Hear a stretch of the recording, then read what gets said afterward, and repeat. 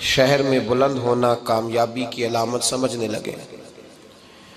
اس کا نقصان یہ ہے کہ معاشرے میں دو چیزیں روز بروز بڑھتی چلی جا رہی۔ ایک ہے بے حیائی، فحاشی، عریانی۔ روز ایک نیا دروازہ کھلتا ہے اس کا، روز نیا دروازہ کھلتا ہے۔ اب تو ایک نیا لیبل لگ گیا ہے کہ سارا سال گانا باجا کرو، معاذ اللہ جو تمہارے من کی مرضی ہو وہ کرو، اور جب رمضان آئے تو کچھ چند پرچوں پہ حدیثیں لکھ کے ٹی وی پہ بیٹھ جاؤ اور لوگوں کو بتاؤ کہ اسلام شاید وہ والا مذہب ہے جو کہتا ہے سارا سال مرضی کرے، رمضان آئے تو حدیث پڑھنی شروع کر دے، اور یکم رمضان سے 29 تک دوپٹہ سر پہ رکھو، اور جب عید والا دن آئے تو اتار دو۔ ہمارا یہ دعویٰ نہیں ہے کہ دین کا کوئی ٹھیکیدار ہے، ہم کہتے ضرور دین سکھائے، ہر آدمی کو اپنا حصہ ملانا چاہیے۔ تنے تنہا کوئی آدمی کوئی جماعت دین کا کام نہیں کر سکتی، لیکن دینداری صرف رمضان میں نہیں ہوتی، دینداری سارا سال ہوتی ہے۔ اب لوگوں نے دین کو جزوی طور پہ لینا شروع کر لیا ہے، کلی طور پہ لوگ دین کو نہیں اپناتے۔ شادی کے پروگرام منگنی سے لے کر بارات کے بیٹھنے تک سارے کام غیر شرعی ہوتے ہیں۔ مرد عورت کا اختلاط ہوتا ہے۔ سب سے بری رسم وہ ہے کہ جب جوان لڑکیاں ہاتھوں میں پھول لے کے دولہے اور اس کے دوستوں پر پھول پھینکتی ہیں، باقی ہر آدمی ڈرائنگ روم میں بیٹھتا ہے، ویڈیو والوں کو اجازت ہوتی ہے کہ وہ گھر کے ہر کونے تک پہنچ سکتا ہے۔ سارے کام غیر شرعی ہوتے ہیں اور جزوی طور پر دین پہ عمل ہوتا ہے۔ نکاح کا وقت آتا ہے تو کہتا ہے چپ کر جاؤ تھوڑی دیر کے لیے، بینڈ باجا بند کرو، ہم مسلمان ہو گئے۔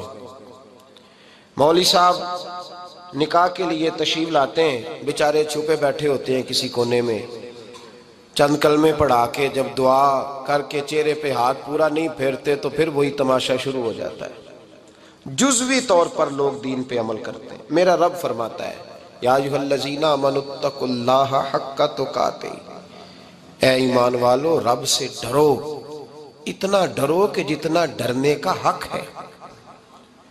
وَلَا تَمُوتُنَّ إِلَّا وَأَنْتُمْ مُسْلِمُونَ، اور فرمایا یہ نہ ہو کہ تم مسجد میں مسلمان ہو اور بازار میں نہ ہو، اور ایسا نہیں ہونا چاہیے کہ جب تو تم زندہ ہو تو مسلمان ہو اور صبح مسلمان ہو تو معاذ اللہ شام کو کافر ہو، ایسا نہ ہو۔ فرمایا تم نے کلمہ پڑھا ہے تو میرے محبوب کے غلام وہ مرتے دم تک مسلمان ہی رہنا، اب مرتے دم تک مسلمان رہنا، دیکھنا دامن دین تمہارے ہاتھ سے چھوٹ نہ جائے۔ دو باتیں عام ہو گئی امت مسلمہ، عام، ایک فحاشی عریانی عام ہے اور روز بروز اس کا نیا رنگ ہے۔ اب تو میں نے کہا مذہب کا ساتھ لوگوں نے تھوڑا سا ذائقہ لگا لیا ہے، کہتے ہیں نہیں رمضان میں نمازیں پڑھ لیں گے خیر ہے، بچ جائیں گے، چھٹی ہو جائے گی۔ وہ میں ہی کیوں نہ ہوں، میں ہی کیوں نہ ہوں، عورت کے سامنے کھلے منہ بیٹھنے کی کسی کو بھی اجازت نہیں، کسی کو بھی اجازت نہیں۔ کسی نے حضرت سیدنا جنید بغدادی سے کہا تھا کہ اگر مرد عورت نیک ہوں تو پھر تو درس و تدریس ہو سکتی ہے نا، پھر تو پڑھا سکتے ہیں نا ایک دوسرے، نیک ہو پرہیزگار ہو۔ تو دین چونکہ میرے رسول پاک کا ہے صلی اللہ علیہ، یہ کسی ایک شخص کے اٹھ کے نئی بات کرنے سے اور اس کو نیا جدید کو ٹانکا لگانے سے بدل تھوڑی جائے گا۔ حضرت جنید بغدادی سے کہہ دیا کہ حضرت جی اگر دو بندے نیک ہوں تو پھر بات چیت ہو سکتی ہے۔ تو حضرت جنید بغدادی فرمانے لگے پڑھانے والے حسن بصری ہوں اور پڑھانے والی رابعہ بصری ہو تو پھر بھی ان کو اجازت نہیں ہے، پھر بھی اجازت نہیں کہ بے پردہ ایک دوسرے کے سامنے بیٹھیں، پھر بھی ان کو اجازت، بے پردگی کی پھر بھی اجازت نہیں۔ اور میرے اعلیٰ حضرت امام اہل سنت فاضل و محدث بریلوی، دین کا اتنا بڑا سپاہی آپ کو ڈھونڈنے سے نہیں ملے گا جتنا اللہ نے بریلی میں بڑا پیدا فرمایا ہے۔ اور ہر محاذ پر کسی نے کہا حضرت جی بے پردہ بی بی مزار پہ جا سکتی ہے، اجازت ہے؟ تو قلم ہے بریلی کے بادشاہ کا، رضا کے نیزے کی مار ہے کہ عدو کے سینے میں غار ہے۔ کیا فرماتے ہیں اعلیٰ حضرت؟ آپ فرماتے ہیں کیا پوچھا تم نے، بے پردہ عورت مزار پہ پیر کے پاس جا سکتی ہے؟ میں یہ نہ پوچھو، احمد رضا سے یہ پوچھو کہ جائے گی تو لعنتیں کتنی برسیں گی، یہ والا سوال پوچھو۔ عام ہے بے پردگی، عام، کھلے عام۔ اور میرے بھائی لوگ کہتے ہیں جدید ہونا چاہیے، یاد رکھو اسلام فقط گناہ سے منع نہیں کرتا، اسلام وہ دروازہ ہی بند کرتا ہے جس رستے سے گناہ ہو سکتا ہے، وہ دروازہ ہی بند ہے۔ کہا مرد اور عورت کو ایک دوسرے کا چہرہ دیکھنے کی اجازت ہی نہیں۔ میرے رسول کریم صلی اللہ علیہ وسلم نے فرمایا زنا صرف مرد اور عورت کی خلوت صحیحہ کا نام تھوڑی ہے، فرمایا جس نے اپنی آنکھ کو گندا کیا وہ آنکھ کا زانی ہے، اور جس شخص نے اپنے کان سے بری بات سنی وہ کان کا بدکار ہے، اور محبوب فرماتے ہیں جس نے اپنے آنکھوں سے بری چیز کو دیکھا وہ آنکھ کا، اور جس نے بول کر لذت کا یہ سامان فراہم کیا وہ زبان کا زانی ہے، اسے بھی قیامت کے دن اسی طرح پوچھا جائے گا جس طرح زانی کو پوچھا جائے گا۔ میرے بھائی امت مسلمہ کا وقار میرے رسول کریم علیہ السلام کے غلاموں کے دلوں میں شرم و حیا بھر دیا گیا۔ علامہ واقدی کہتے ہیں حضرت سعد بن ابی وقاص نے مدائن فتح کیا۔ مدائن کا ایک شہر تھا، اس کی بڑی بڑی اونچی بلڈنگیں تھیں، جو آدمی بھی جاتا تھا وہ سب سے پہلے جس شہر کی کوئی چیز معروف ہوتی ہے لوگ اس کو دیکھتے ہیں، اونچی اونچی بلڈنگیں تھیں، سب سے زیادہ اس شہر کے لوگوں نے اونچے مکانات اور زیادہ تعمیرات کر رکھی تھیں۔ حضرت سعد بن ابی وقاص لشکر لے کے گزرے تو لشکر میں بوڑھے لوگ نہیں ہوتے، جوان لوگ ہوتے، توانا لوگ ہوتے، اور بڑے جیدار سپاہی تھے، 10,000 صحابہ کی جماعت تھی۔ حضرت سعد بن ابی وقاص امیر لشکر تھے۔ اب عیسائیوں نے ایک چال چلی، انہوں نے کہا مسلمان جب بازار سے گزریں گے لڑائی تو ہم ان کے ساتھ لڑ نہیں سکے، ہم وہ والا طریقہ اختیار کرتے ہیں کہ مسلمان قابو میں آ جائیں گے، ہم عورت کو بطور تیر کے استعمال کرتے ہیں، ہم اس کو بطور جال کے پھینکتے ہیں۔ کیا کیا؟ عورتوں کے ہاتھوں میں پھول دیے، پلیٹیں پکڑائیں، بلڈنگوں کی چھتوں پہ کھڑا کر دیا، فرمایا تم ان پر پھول پھینکنا، اگر 2-4 سپاہی بھی ہم اپنے قابو میں کرنے میں کامیاب ہو گئے تو دراڑ تو پڑ گئی نا، تم ان پر پھول پھینکنا۔ یہ دیکھیں رسم چلی کہاں سے، ہم نے اپنا لی ہے، چلی کہاں سے اور ہم نے اس کو اخذ کر لیا، رواج بن گیا۔ حضرت سعد بن ابی وقاص رضی اللہ تعالیٰ عنہ جب اس بازار سے گزرے تو آگے آگے امیر لشکر کا گھوڑا تھا، پیچھے 10,000 صحابہ گھوڑوں پہ بیٹھے ہیں۔ حضرت سعد بن ابی وقاص سے نظر اٹھا کے دیکھا تو عورتیں تو کھڑی ہیں پھول لیے، کفر کی چال کو سمجھ گئے کہ یہ بے حیائی کا جال پھینک کے ملت کے جوانوں کے دلوں سے غیرت ایمانی چھیننا چاہتے ہیں، یہ مسلمانوں کے دلوں سے تقوی کی روشنی چھیننا چاہتے ہیں، یہ قرآن پاک کا سرور اور عبادت کا نور چھیننا چاہتے ہیں، یہ بے حیائی کا کلک لگا کے ان کے دلوں سے رسول اللہ کا درود چھیننا چاہتے ہیں، یہ محبت رسول کے سوتے خشک کرنا چاہتے ہیں۔ جب دیکھا تو فوری طور پہ گھوڑے پہ چڑھے اور جناب سعد نے قرآن پڑھنا شروع کر دیا۔ وَقُلْ لِلْمُؤْمِنِينَ يَغُضُّوا مِنْ أَبْصَارِهِمْ، کہا مومنو تمہارے رب نے تمہارے نبی کی زبان سے تمہیں حکم دیا ہے کہ تم نے نظریں نیچی رکھنی ہے۔ جب حضرت سعد بن ابی وقاص نے آیت پڑھی تو صحابہ کہتے ہیں ہمیں یوں لگا کہ جیسے ابھی آیت نازل ہو رہی ہے اور سیدھی دلوں سے ٹکرا رہی ہے۔ 10,000 کا لشکر گزر گیا، عورتیں پھول پھینکتی رہیں، لیکن کسی ایک صحابی نے بھی نظر اٹھا کے نہیں دیکھا۔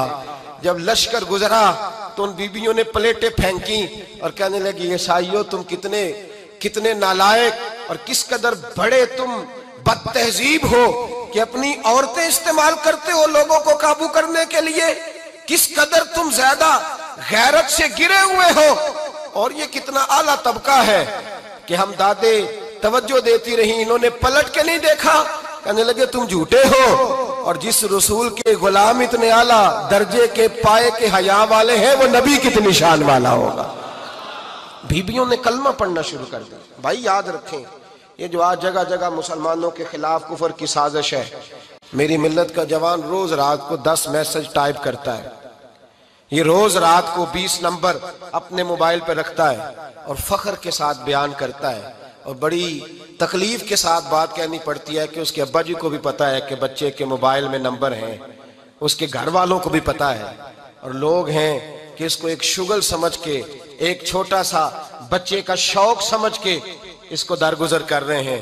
تجھے پتا نہیں کہ جب انسان کی یہ سوچ ہوتی ہے، جب اس کا یہ نظریہ ہوتا ہے تو ایمانی قوتیں کتنی زائل ہوتی ہیں۔ جب نوجوان کی نظر کے اندر عیب پیدا ہوتا ہے تو پھر اس سے نماز کی لذت جاتی رہتی ہے، قرآن پاک کا ذائقہ جاتا رہتا ہے، درود پاک کا ذائقہ جاتا رہتا ہے۔ اٹھائیے مسند امام احمد بن حنبل، میرے رسول کریم صلی اللہ علیہ وسلم کی بارگاہ میں صحابی نے آ کے عرض کی، یا رسول اللہ میں بڑی اچھے طریقے سے وضو کرتا ہوں، ٹائم نکال کے مسجد آتا ہوں، حضور میں پابندی سے پڑھنے کی کوشش کرتا ہوں، لیکن اے معصوم آمنہ، یا رسول اللہ میرا نماز میں دل نہیں لگتا، حضور میری طبیعت نہیں جمتی، میرا دوڑ جانے کو دل کرتا ہے، کوئی نسخہ بتلائیے۔ محبوب نے فرمایا تو اپنی نظر کو پاک کر لے، تیرے نبی کا وعدہ ہے تیرا نماز میں دل لگنا شروع ہو جائے گا۔ اپنی نظر میں پاکیزگی پیدا کر۔ محمد بن قاسم آئے، اگر یہ بات آپ کی سمجھ میں آ گئی تو حد ہو گئی۔ محمد بن قاسم جب یہاں آئے نا ہندوستان میں تو عجیب واقعہ لکھا ہے ان کے حالات میں۔ یہاں آئے تو نیا علاقہ تھا، ہندوستان کی سڑکوں سے چوکوں سے واقف نہیں تھے۔ جب تشریف لائے، راجہ دہر ان کے مقابلے میں تھا، جنگ کرنی تھی، لشکر لائے تو خود بھی ابھی 17 سال یا 19 سال کے جوان تھے، اور ساتھ بھی لشکر جوانوں کا تھا۔ ایک بزرگ تھے قافلے میں، بزرگ کہتے ہیں میری محمد بن قاسم سے ملاقات ہوئی تو میں نے اس شخص کے چہرے پر پریشانی دیکھی، شدید تکلیف میں دیکھا، تو میں نے کہا جرنیل مسلمانوں کے تو کس پریشانی میں ہے؟ تو محمد بن قاسم کہنے لگے پریشانی یہ ہے کہ ہم عربی ہیں، یہ عجم کا علاقہ ہے، ہم تو رستوں سے بھی واقف نہیں۔ راجہ دہر سنا ہے بڑی فوج ہے، بڑی طاقت ہے، بہت پرانا یہاں کا رہنے والا ہے، چھوٹے چھوٹے مورچوں کا پتہ ہے، رستوں کا پتہ ہے، کیسے جنگ ہوگی؟ میں پریشان ہوں کہ مقابلہ کیسے ہوگا؟ وہ بزرگ کہتے ہیں میں نے بھی دعا کی، تسلی دی، میں نے کہا اللہ تیری مدد کرے گا۔ میں گزر گیا، 3-4 دن کے بعد ملاقات ہوئی تو میں نے محمد بن قاسم کے چہرے پر بڑی روشنی دیکھی، ہنستے اور مسکراتے دیکھا، توانائی دیکھی، وقار دیکھا، اطمینان اور سکون دیکھا۔ میں نے کہا خیریت تو ہے، پرسوں ترسوں تو بڑے پریشان تھے، آج کیا ہوا؟ اگر یہ بات سمجھ میں آ گئی میری ملت کے جوان کے، اگر یہ بات سمجھ میں آ گئی تو شاید اسے ڈھب اور سلیقہ آ جائے جینے کا، شاید یہ سمجھ جائے کہ میری توانائی کا راز کہاں ہے۔ کہنے لگے بھائی پرسوں ترسوں بڑے پریشان تھے، آج کیا ہوا؟ جواب دیا کہ تاریخ بنا دی، اس 17 سال کے جوان نے تاریخ بنا دی۔ کہنے لگا میں بے فکر ہو گیا ہوں، راجہ دہر میرا مقابلہ نہیں کر سکتا، وہ 2 دن نہیں کھڑا ہو سکتا میرے سامنے۔ کہا وجہ کیا ہے؟ محمد بن قاسم کہنے لگے میں نے تحقیق کی ہے، مجھے پتا چلا ہے کہ راجہ دہر ذہن کا گندا ہے، نظر کا ناپاک ہے، وہ سینے بند کا برا ہے، مجھے پتا چلا ہے وہ تو چچا زاد بہن کو نہیں چھوڑتا، وہ تو خالہ زاد پہ بری نظر رکھتا ہے، مجھے پتا چلا ہے کہ اس کے تو اپنے علاقے کی عورتیں اس کی نظر سے محفوظ نہیں ہیں۔ کہنے لگا جو گندی نظر کا جوان ہوتا ہے وہ کسی میدان میں نہیں ٹھہر سکتا۔ کہنے لگا میری 17 اور 19 سال کی جوانی ہے، مجھے قسم ہے گنبد خضرا کی، میں نے جب بھی دیکھا ہے یا مصطفیٰ کا درود دیکھا ہے یا رسول اللہ پہ نازل ہونے والا قرآن دیکھا ہے۔ میرا مقابلہ کیسے کرے گا؟ میرے مقابلے میں کیسے آئے گا؟ جو نظر کا گندا ہو، کردار کا ناپاک ہو، وہ کسی کے مقابلے میں آ سکتا؟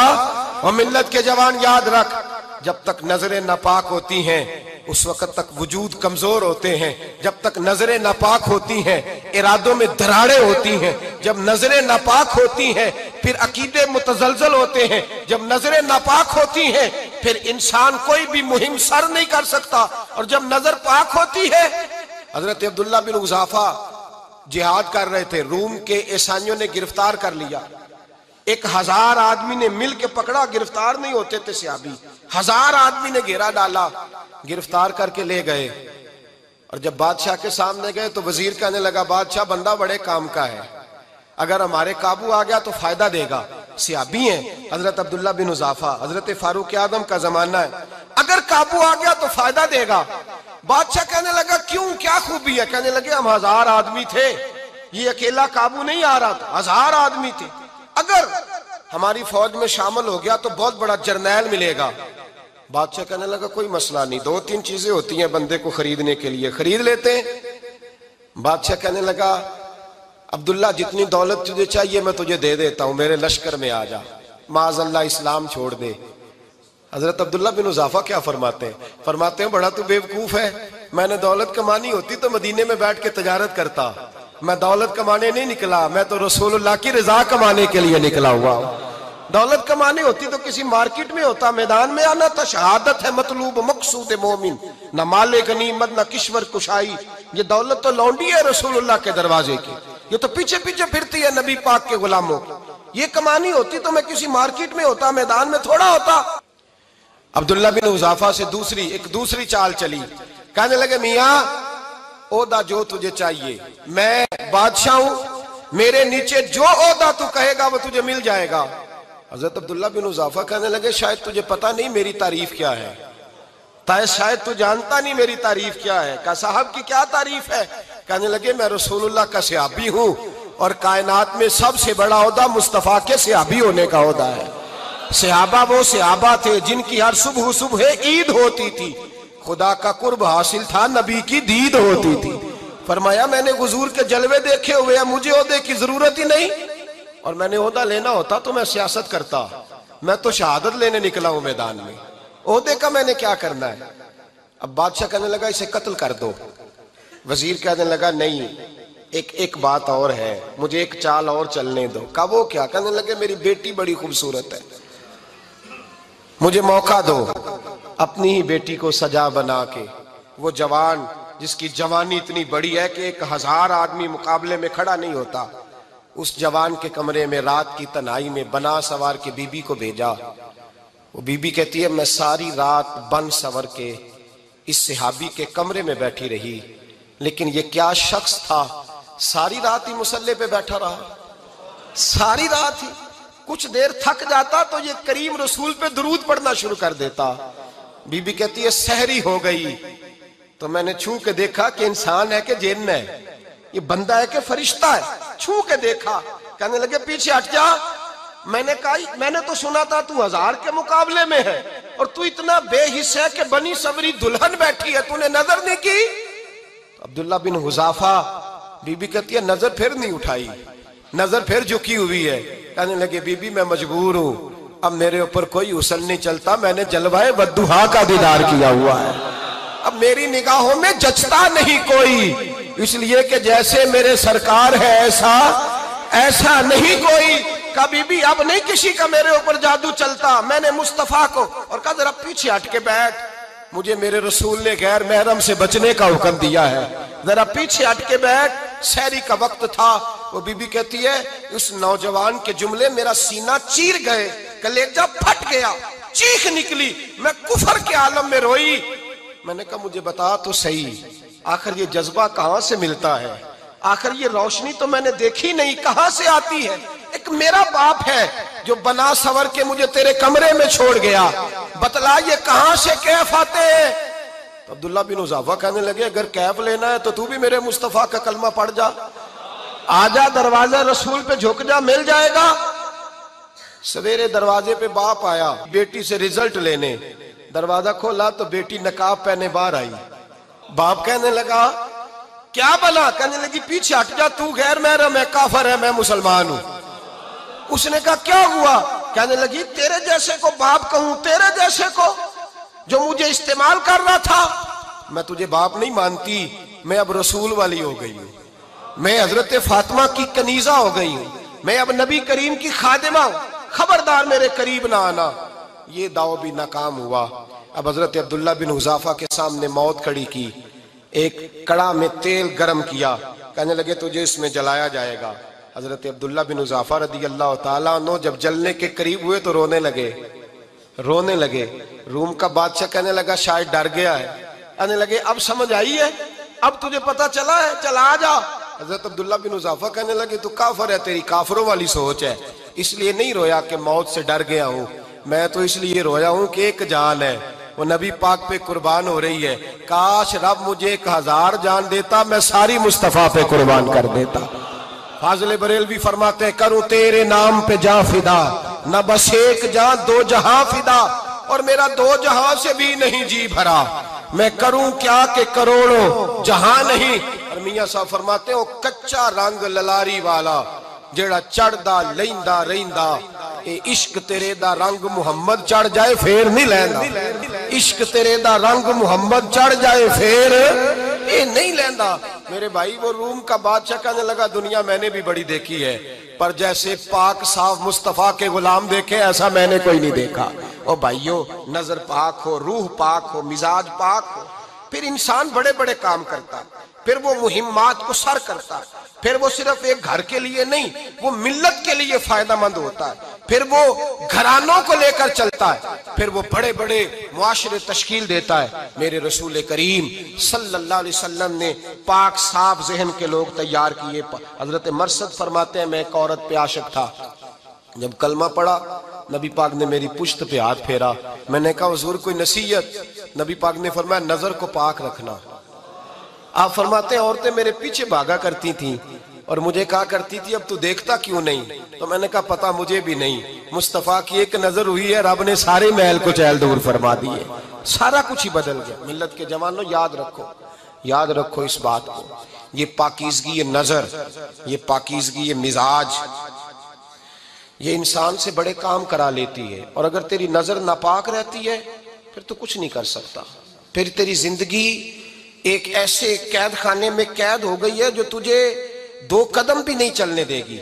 सबसे पहले मिजाज की पाकीज़गी, और दूसरा इस्लाह मुआशरा के लिए अहम दर्स ये है अपने आप को पाक साफ रखें, जहनी तौर पर, नजरियाती तौर पर। और दूसरा दर्स ये है मेरे भाई, जुल्म और ज्यादती से बचें, पाक साफ रह के वक्त शुरू करें, और किसी जगह भी कोई ज्यादती, कोई जुल्म, मेरे नबी करीम सल्लल्लाहु अलैहि वसल्लम के मिजाज को अगर आप देखेंगे ना, हमारे मुआशरे में आज सबसे ज्यादा ज्यादती पता कौन सी होती है? लोग इज्जतें पामाल करते हैं, बदगुमानियां करते हैं। अबू जाल ये काम करता था कि वो नबी पाक सल्लल्लाहु अलैहि वसल्लम पर, सहाबा पर माज़अल्लाह शख्सी एतराज़ात करता था, शख्सी। अजीजों, जब आदमी का किसी से इख्तलाफ होता है ना, या किसी को पसंद नहीं करता या किसी को रिजेक्ट करना चाहता है, तो शख्सी एतराज़ात करता है, नीचे उतरता है, कमजोर बात करता है, छोटी बात करता है। और हमारे जमाने में तो ये काम हसद की वजह से होता है, बड़े बड़े जमातें टूट जाती हैं, मिल्लतों का शिराजा बिखर जाता है, लेकिन लोग अपनी उस हरकत से बाज नहीं आते, सारी जिंदगी जाती और निजी एतराजात करते रहे। अबू जाल के अंदर हजारों ऐब पाए जाते थे, शराबी भी था, बदकार भी था, बेहया भी था, जालिम भी था। मेरे नबी पाक सल्लल्लाहु अलैहि वसल्लम ने उसे दीन का पैगाम दिया है, लेकिन तारीख की किसी किताब में आपको ये नहीं मिलेगा कि हुजूर ने कभी उसकी शख्सियत पर एतराज किया हो। ये फरमाया है कि बड़ा फिरौन है सुम्मत का, लेकिन नीचे उतरकर कभी उसकी जाती और शख्सी जिंदगी पर कोई ज्यादती सहाबा की तरफ से और नबी पाक की तरफ से। बहुत बड़ी बात समझा रहा हूं, अगर आपकी समझ में आए तो। हम जातियात पर उतरते, जात पर उतर कर ज्यादती करते, जात पर। हमारा अब जुल्म निजी सतह से शुरू हो रहा है और पूरी मिल्लत को लपेट में ले रहा है, पूरी मिल्लत को। छोटी छोटी ज्यादती हैं जो पूरे मुआशरे को अपनी लपेट में लेती हैं। मेरे नबी करीम अलैहिस्सलाम ने जो दीन हमें दिया है वो खैर खाई का मजहब है, वो भला करने का मजहब है, वो काम आने का मजहब है, वो जुल्म से बचने का मजहब है। मेरे नबी पाक ने फरमाया जुल्म से बच जाना, कयामत के अंधेरों में जो बड़ा अंधेरा होगा वो जुल्म होगा। इस्लाह मुआशरा कॉन्फ्रेंस का पहला सबक मैंने अर्ज किया कि नजर को, जहन को, सोच को पाक रखें, और दूसरा जिंदगी में कभी ज्यादती ना करें, कभी भी अपने मुखालिफ पर भी कभी शख्सी, जाती और निजी एतराजात ना करें। ये इंसान के अंदर का जुल्म होता है, हमारे घरों के अंदर से जुल्म जन्म देने लगा है। रोज बहू पे तेल छिड़का जाता है, रोज किसी न किसी शहर से, अपने ही घर से, अपने ही चिराग को बंद करने की खबर निकलती है। सड़कों पे, चौकों पे, चौराहों में गरीब मसले जाते हैं, जिसके हाथ जहां तक पहुंचते हैं वो वहां तक माज़अल्लाह ज्यादती कर गुजरता है। अगर कौम जुल्म से बचने लगे, ज्यादती से बचने लगे, तकलीफ देने से बचने लगे तो माशरा संवर जाएगा। मेरे रसूल करीम अलैहिस्सलाम ने अपने गुलामों से पूछा था, बताओ मुफलिस कौन होता है? कौन है जिसके पास कुछ नहीं होता? صحابہ نے کہا یا رسول اللہ جس کے پاس پیسے نہ ہو، بخاری مسلم متفق علیہ حدیث ہے، نبی کریم نے فرمایا نا بھائی، مفلس تو وہ ہوگا جو قیامت کے دن احد پہاڑ کے برابر نیکیاں لے کے آئے گا۔ یا رسول اللہ اتنی نیکیاں پھر بھی مفلس ہے، پھر بھی غریب ہے؟ تو نبی پاک نے فرمایا نیکیاں پہاڑ کے برابر ہیں، پر اس نے چگلیاں بڑی کی ہیں، غیبتیں بڑی کی ہیں، مذاق بڑے اڑائے، اس نے لوگوں پر پھبتیاں بڑی کسی ہیں، تان و تشنی بڑے کیے، ظلم بڑے کیے، گالی بڑی دی، لوگوں کے بارے میں بری باتیں کی۔ اب رب کریم نے وہ ساری نیکیاں ان لوگوں میں بانٹ دی، یہ مفلس ہو گیا، غریب ہو گیا۔ زیادتی نہیں کریں، ظلم نہ کریں، اپنی نجی زندگی سے لے کر گھر کے اندر سے لے کر اجتماعی زندگی تک زیادتی سے بچیں۔ میرے نبی کریم علیہ السلام نے اپنے غلاموں کو یہ درس دیا ہے، دیکھنا کبھی زیادتی نہ ہونے پائے، دیکھنا کہیں ظلم نہ ہونے پائے، دیکھنا کسی شخص کو تمہارے قول فعل سے، تمہارے مزاج سے تکلیف نہ پہنچے۔ میرے بھائیوں، حضرت وہب ابن منبہ علیہ رحمہ فرماتے ہیں کہ بنی اسرائیل کے اندر ایک بادشاہ محل بنانے جا رہا تھا۔ محل آج بھی جس آدمی کی سوسائٹی کے اندر 2-4 قلعے 2-4 ایکڑ کسی غریب کے آ جائیں، وہ یہاں تو اسے دھمکاتا ہے یا بلیک میل کرتا ہے، کچھ نہ ہو سکے تو پھر قتل ہی کرا دیتا ہے معاذ اللہ۔ اور یہ خبریں عام ہمیں سننے پڑھنے اور دیکھنے کو ملتی ہیں۔ بادشاہ محل بنانے جا رہا تھا، ایک غریب بی بی رہتی تھی، اس کی جھونپڑی بادشاہ کے محل کے نقشے میں آتی تھی۔ بادشاہ نے کہا بی بی منہ مانگی قیمت لے لو، خالی کر دو یہ مکان۔ بزرگوں کو اپنے جھونپڑیوں سے بڑی دلچسپی ہوتی ہے، بچے سوسائٹیوں میں چلے جاتے ہیں، ابا جی کہتے ہیں مجھے گاؤں میں رہنے دو، میرا یہی دل لگتا ہے، مجھے اس گھر سے دلچسپی ہو گئی۔ اماں کہنے لگی بادشاہ میں یہاں بیاہ کے آئی تھی، خامد انتقال کر گیا، اولاد اللہ نے دی نہیں، میں پکا ہوا پھالوں، گر جاؤں گی تو تیرا ہی ہے، لیکن مجھے اس آشیانے میں رہنے دے، یہ گھونسلہ میں نے تنکا تنکا کر کے بنایا ہے، مجھے رہنے دے، نہ مجھے نکال۔ کہنے لگا میرا نقشہ خراب ہوتا ہے۔ بی بی سارا دن مکان میں بیٹھی رہتی کہ میری جھونپڑی ٹوٹ نہ جائے، ظالم کی نظر میں آ گئی ہے کہیں میرا یہ آرزوؤں کا محل چکنا چور نہ ہو جائے، سارا دن ڈیوٹی کرتی۔ بادشاہ نے بھی 2-4 سپاہی کھڑے کر دیے، جب گھر سے نکلے تو بلڈوز کر دینا، مکان کو گرا دینا۔ وہ خاتون کتنی دن بندہ بیٹھ سکتا ہے؟ ایک دن سر شام گھر سے نکلی، 2-1 گھنٹے کے بعد واپس آئی تو مکان گر گیا تھا، دیوار بن گئی تھی۔ حضرت وہب ابن منبہ فرماتے ہیں بس اس نے دعا کی تو رب کریم نے وہ شہر سارا تباہ کر دیا۔ اس بی بی نے 2 جملے کہے تو الٹ پلٹ دیا وہ سارا شہر۔ میرے نبی کریم علیہ السلام نے فرمایا جب مظلوم کے ہاتھ دعا کے لیے اٹھتے ہیں تو عرش کا مالک آسمان سے کہتا ہے کھول دے سارے دروازے، اس کے بیچ کوئی پردہ نہیں رہنا چاہیے، آنے دے، مظلوم ہے، اس پر ظلم ہوا ہے۔ لوگ کہتے ہیں میں بے چین رہتا ہوں صاحب، مولانا صاحب، پیر صاحب، وہ گھر کے کونے سے چیخنے کی آواز آتی ہے، کوئی دم مل جائے، کوئی تعویذ ہو جائے، کچھ ایسا ہو جائے کہ بچت ہو جائے، کوئی ایسی پھونک لگ جائے کہ آرام آ جائے۔ تو میں کہتا ہوں بھائی اگر بڑے دم کرانے سے بھی فرق نہیں پڑا، اگر بڑے تعویذ لینے سے بھی چیخیں بند نہیں ہوئی، تو ذرا ٹٹول کے دیکھ لو کہیں کسی یتیم کی آہیں ہی نہ دفن ہو وہاں، کہیں کسی غریب کا گوشت تو نہیں دبا لیا، کہیں کسی کو لوٹ کے تو دیوار نہیں بنا لی، کہیں کسی کا مکان پہ قبضہ کر کے تو نہیں بنایا۔ اگر لوٹ اور حرام کا مال ہو تو پھر چیخیں بند نہیں ہوتی، پھر سکون سے سویا نہیں جاتا، پھر وہاں آرام کی نیند نہیں آتی۔ حضرت وہب ابن منبہ فرماتے ہیں بی بی آئی اور آ کر کے اس نے جب دیکھا میرا گھر ٹوٹ گیا ہے، محل ٹوٹ گیا ہے، حالات بدل گئے ہیں، تو وہ خاتون آتی ہے اور میرے بھائی دعا کی تو اس نے انداز ہی بدل کے رکھ دیے۔ مکان سے نکلی تو مکان ٹوٹ گیا، اور فرماتے ہیں واپس آئی تو ہاتھ پھیلا کے پتہ کیا کہتی ہے؟ کہتی اے اللہ میں تو موجود نہیں تھی، بتا تو کہاں گیا تھا؟ تو بھی موجود نہیں تھا، میں تو نہیں تھی، پر تو کہاں تھا؟ بس رب کریم نے حضرت جبریل کو حکم دیا، فرمایا یہ بستی الٹ دو، ساری تباہ کر دو، یہ لوگ نہیں رہنے چاہیے، جو ظلم تو سہتے ہیں بغاوت نہیں کرتے، نہیں رہنے چاہیے۔ صاحب طبقات کہتے ہیں میرے مصطفیٰ کریم سید عالم صلی اللہ علیہ وسلم کے وصال ظاہری کے ایام قریب آئے تو حضور نے سرخ پٹی باندھی، تیز بخار ہے نبی کریم کو، 2 صحابہ سہارا دے کے مسجد میں لائے، نبی پاک علیہ السلام کو بظاہر سہارا دے کے لایا گیا، کریم رسول نے لوگوں کو جمع کیا، حضور آج کیا ہونے والا ہے، آج کیا کہا جائے گا، آج کس لیے میٹنگ بلائی ہے؟ نبی کریم کے کل صحابہ جب مسجد میں جمع ہوئے تو کھچا کھچ مسجد بھری ہے۔ وصال ظاہری سے چند یوم پہلے کی بات، نبی پاک نے فرمایا آج تمہیں کوئی جہاد کی ترغیب نہیں دینی، آج کوئی نیا پیغام نہیں دینا، آج تمہیں بتانا ہے کہ رب نے اپنے بندے کو اختیار دیا ہے، چاہے تو دنیا میں رہے، چاہے تو اس کی بارگاہ میں حاضر ہو جائے۔ اس عبد نے بارگاہ ربوبیت کی طرف لوٹنے کا ارادہ کر لیا ہے۔ حضرت صدیق اکبر رونے لگے تو صحابہ نے کہا تمہیں کیا ہوا؟ کہنے لگے سمجھ نہیں رہے، کسی کی بات نہیں کر رہے، نبی پاک تو اپنی بات فرما رہے ہیں، اس نے جانے کا ارادہ کر لیا۔ سنیے میرے بھائی، محبوب پاک نے فرمایا بھائی کسی شخص کو میری طرف سے کوئی تکلیف پہنچی ہو تو بدلہ لے سکتا ہے، بدلہ لے سکتا ہے، کسی کو تکلیف پہنچی ہو۔ صحابہ پھوٹ کے رونے لگے، محبوبہ کرم ہی کرم ہوا ہے، رحمت ہی رحمت آئی، آپ کے بارے میں گمان کرنے والا بھی دائرہ ایمان سے نکل جائے گا۔ حضور آپ کیا فرما رہے ہیں؟ فرمایا نہیں بھئی اٹھو۔ پیچھے سے جناب عکاشہ بن محصن اٹھے، ہاتھ کانپتے ہیں، آگے بڑھے، کہنے لگے یا رسول اللہ ایک جنگ کے موقع پر آپ نے درہ مارا تھا، ننگی پیٹھ پر صفیں سیدھی کراتے، بات دل میں رہ گئی ہے، میں نے بدلہ لینا ہے۔ نبی کریم نے فرمایا بلال دوڑ کے جاؤ، فاطمہ کے گھر درہ پڑا ہے، درہ لاؤ۔ سیدنا بلال حبشی کہتے ہیں میں گیا، دستک دی سیدہ طیبہ طاہرہ، حضرت فاطمہ فرمانے لگی بلال کیسے آئے ہو؟ اماں جی وہ درہ چاہیے تھا۔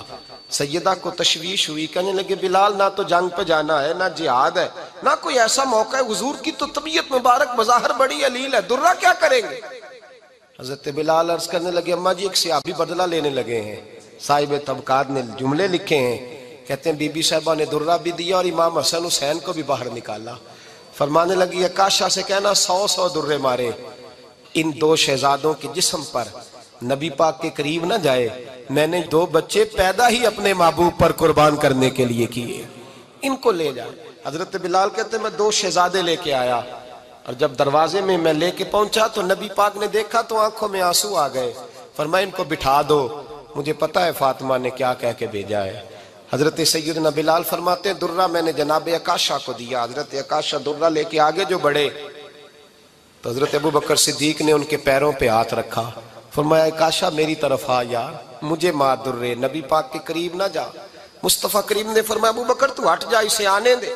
فرماتے ہیں میں چند قدم آگے گیا تو مولا علی شیر خدا نے میرے پیر پہ ہاتھ رکھا، کہنے لگے عکاشہ سوچ تو صحیح تو کیا کر رہا ہے؟ حضور نے فرمایا علی ہٹ جاؤ، میرا اور ان کا معاملہ ہے۔ جناب عکاشہ آگے بڑھ رہے، نبی کریم نے فرمایا میں اپنی امت کو درس دینا چاہتا ہوں، خبردار خبردار زندگی میں تمہارے ہاتھ سے زبان سے کسی کو تکلیف نہ پہنچنے پائے، خبردار یاد رکھنا وہ معاشرے بگڑ جاتے ہیں، وہ معاشرے تباہ کر دیے جاتے ہیں جہاں ظلم ہوتا ہے، جہاں زیادتی ہوتی ہے، جہاں لوگوں کو ستایا جاتا ہے۔ محبوب کریم کے قریب آئے حضرت عکاشہ کا حضور میری پیٹھ ننگی تھی، آپ بھی ذرا کپڑا ہٹائیے۔ نبی کریم نے پیٹھ سے کپڑا ہٹایا، جناب عکاشہ نے درہ جو اٹھایا تو صحابہ کی چیخیں نکلی، حضرت عکاشہ نے درہ دور پھینکا، حضور کے بطن اطہر سے لپٹ گئے، چومنے لگے، کہنے لگے حضور وہ تو صفیں سیدھی کراتے لگ گیا تھا، آپ نے کہاں مارا تھا؟ یا رسول اللہ میں تو بہانہ بنا رہا تھا کہ جاتی دفعہ مجھے وجود چومنے کا موقع نصیب ہو جائے، مجھے یہ موقع نصیب ہو جائے۔ میرے حبیب نے فرمایا جس نے جنتی دیکھنا ہو میرے عکاشہ کی زیارت کر لے۔ بھائی ظلم کا دروازہ کھلا ہوا ہے اور لوگ بھول جاتے ہیں زیادتی کرتے ہوئے، وہ بہو سے ہی کیوں نہ کریں، وہ اپنے گھر کے بھول جاتے ہیں کہ شاید پوچھنے والا کوئی نہیں، شاید میزان نہیں لگے گا۔ ایران کے بادشاہ نے اپنے بیٹے کو پڑھانے کے لیے ایک استاد صاحب کا بندوبست کیا۔ استاد صاحب کو کہا کہ میرے بچے کو دین پڑھائیے، میں چاہتا ہوں کل اس نے عنان حکومت کو سنبھالنا ہے تو یہ دین سے آگاہ ہو جائے، اس کو کچھ سکھائیے پڑھائیے۔ بہت نیک بزرگ بڑے درویش عالم پڑھانے لگے، اسباق مکمل ہو گئے، دین کے اسباق قرآن مجید پڑھایا، احادیث طیبہ کا درس دیا، اصول فقہ سے روشناس کرایا۔ جب بچے نے مکمل تعلیم حاصل کر لی اور آمین ہو گئی، دستار ہو گئی، فارغ ہو گئے تو پھر ایک دن استاد صاحب نے کہا بیٹے کل تم نے ضرور آنا ہے، کچھ بات کرنی ہے۔ شہزادہ گیا ملنے استاد صاحب سے، استاد صاحب نے کنڈی لگا لی، ہاتھ میں درہ پکڑ لیا، مار مار کے پورے وجود کو زخمی کر دیا، کوئی غلطی نہیں، کوئی بات نہیں، مارا۔ اب بچہ آیا آ کے بادشاہ سلامت سے کہا کہ ابا جی سمجھ نہیں آئی، بڑا مارا ہے استاد۔ تو سیانے تھے نا بادشاہ، یہاں تو قاری صاحب روز کٹہرے میں کھڑے ہوتے ہیں، مولوی صاحب آپ نے میرے بچے کو کیوں مارا ہے؟ آپ 8,000 کے مولوی ہیں، میرا کئی کروڑ کا بچہ ہے، سویرے بدل لیں گے، خبردار آپ نے بچے کو ہاتھ لگایا، اپنی حیثیت میں رہے معاذ اللہ۔ جو قومیں استادوں کو کٹہروں میں کھڑا کرتی ہیں وہ ترقی نہیں کر پاتی، جو استادوں کو کٹہروں میں روز کھڑا کرتے ہیں۔ کہا ابا جی بڑا مارا ہے، تو والد بڑے سمجھدار تھے، کہنے لگے بیٹا استاد باپ ہوتا ہے، وہ زیادتی نہیں کرتا، کوئی بات ہوگی، میں تیرے استاد کو کٹہرے میں نہیں بلاؤں گا۔ اماں سے بات کی، اماں کہنے لگی بیٹا میں تیرے باپ سے کیسے بات کروں، ڈر آتا۔ وقت گزر گیا، 22 سال بیت گئے، 22 سال گزر گئے، بادشاہ کا انتقال ہوا، شہزادہ تخت پہ بیٹھا، پہلا حکم یہ دیا کہ میرے استاد کو بلاؤ، پہلا حکم۔ استاد جی بوڑھے ہو گئے تھے، چھڑی کے اوپر ٹیک لگا کے آئے اور بھویں سفید ہو کے جھک گئی تھیں، یوں آنکھ کھول کے بڑی مشکل سے دیکھا، کہنے لگے شہزادے حکم ہو۔ کہا میں شہزادہ نہیں، اب میں بادشاہ بن گیا ہوں۔ استاد جی 22 سال بیت گئے، آپ نے مارا تھا، پر وہ درد چونکہ زیادتی کی تھی، میرا قصور کوئی نہیں تھا، تو نہ میری روح سے درد گیا ہے نہ میرے جسم سے گیا ہے، میں بے اختیار تھا، پوچھ نہیں سکتا تھا، آج با اختیار ہوا ہوں۔ سب سے پہلے پہلا حکم آپ کو دیا، بلایا ہے، بتائے کیوں مارا تھا، کیوں مجھے مارا تھا، میری زیادتی بتائے۔ تو استاد، بوڑھے استاد کی آنکھیں آنسوؤں سے بھر گئیں، کہنے لگے بیٹے بس آج کے دن کے لیے مارا تھا، یہ جو دن آ گیا نا میری زندگی میں، اس لیے مارا تھا، یہ میں چاہتا تھا میری زندگی میں وقت ہے، آج کے بس میری مراد پوری ہو گئی۔ کہا صاحب کس لیے، مجھے بھی سمجھائیں۔ آپ فرمانے لگے کتنی دیر ہو گئی تجھے مار کھائے ہوئے، کتنا زمانہ بیت گیا؟ کہنے لگا 22 سال۔ فرمایا زخم بھولے تو نہیں، درد ختم تو نہیں ہوئی، تمہیں بات ایک منٹ کے لیے بھی تمہارے حافظے سے محو تو نہیں ہوئی؟ کہا استاد جی روز رات کو یاد آتی، روز خیال آتا تھا۔ استاد کہنے لگے بھائی تو بے اختیار تھا، پوچھ نہیں سکا، 22 سال تجھے یاد رہا، مجھے پتا تھا تو ایک دن حکمران بنے گا، میں نے تجھے اس لیے مارا تھا کہ بیٹے یاد رکھنا، کسی پہ ظلم نہ کرنا، اگر تجھے 22 سال تک یاد رہا ہے تو جس پر تو ظلم کرے گا اسے بھی قیامت تک یاد رہے گا، اور یہ یاد رکھنا تو آج با اختیار ہوا تو تو نے مجھے بلا لیا ہے، قیامت کے دن غریب با اختیار ہو جائیں گے، مظلوم با اختیار ہو جائیں گے، وہ با اختیار ہوں گے، للہ الواحد القہار، رب کریم کی بارگاہ کے اندر ان کا اختیار ہوگا، اکیلے اللہ کی حکمرانی ہوگی، پھر وہ بلائیں گے بڑے بڑے کج کلا، دنیا میں جن کی پگڑیاں اونچی تھیں وہ سر جھکائے کھڑے ہوں گے، دنیا میں جو ڈکٹیٹر بنتے تھے ان کی پشتیں لال ہوں گی، ان کو غدار لکھا جائے گا، قیامت تک نہیں بھولے گا۔ ظلم کرنا تو سوچ سمجھ کے کرنا، اتنا کرنا جتنا تم سہ سکتے ہو، اتنی زیادتی کرنا جتنی قیامت میں تم برداشت کر سکتے ہو۔ میرے نبی کریم صلی اللہ علیہ وسلم نے فرمایا ظلم سے بچو، یہ قیامت کے اندھیروں میں سے ایک اندھیرا ہوگا۔ زندگی میں زیادتی نہ کریں، اگر تھوڑی دیر کے لیے کوئی چیز برداشت کر جائیں گے تو وہ فائدہ دے جائے گی، کچھ دیر کے لیے اگر سہ جائیں گے تو نفع مل جائے گا، سہنے کی کوشش کریں لیکن زیادتی نہ کریں، نظر کو، سوچ کو، ذہن کو پاک رکھیں۔